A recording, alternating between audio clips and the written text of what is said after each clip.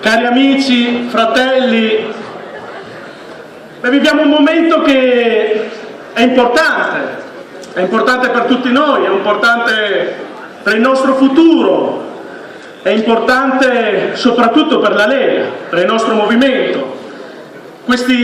Ricordavo ieri, era il 2002, l'altro congresso. In questi anni c'è stato tanto, ci sono state tante vittorie, ci sono state tante sconfitte, ci sono stati momenti belli e ci sono stati momenti meno belli, soprattutto ultimamente. Ma c'è una cosa che non mi spiego: ultimamente, girando per le sezioni, anche con i giovani, devo dire che vedevo un'area di sconforto, gente demoralizzata, gente che non ci credeva più, e io non riesco a capire il perché.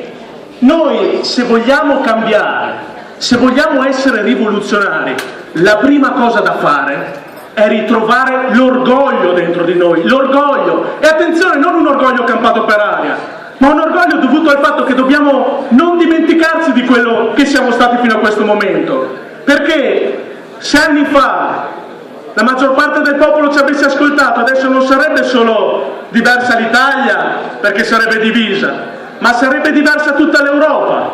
Provate un po' a pensare chi diceva tanti anni fa che con una tassazione di questo tipo lo Stato sarebbe fallito.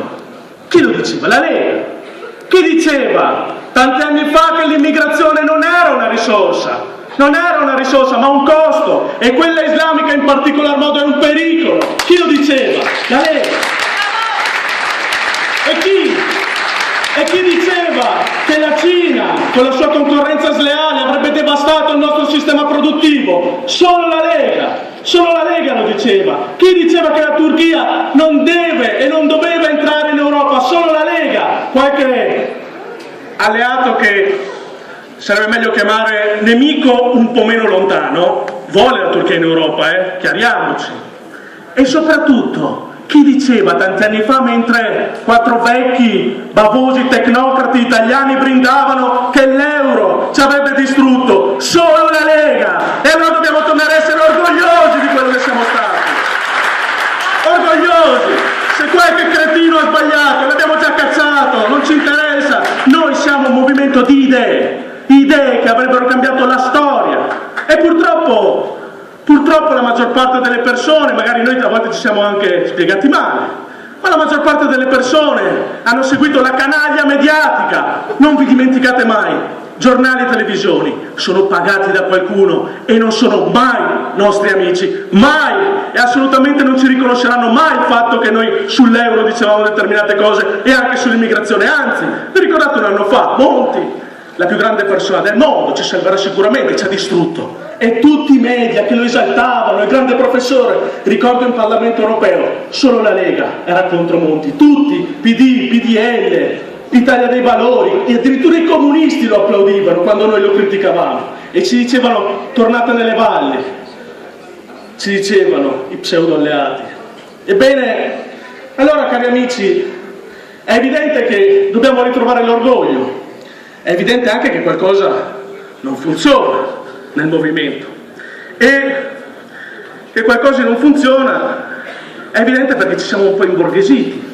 L'aria di Roma fa male alla salute, qualcuno purtroppo non se n'è reso conto e si è accomodato.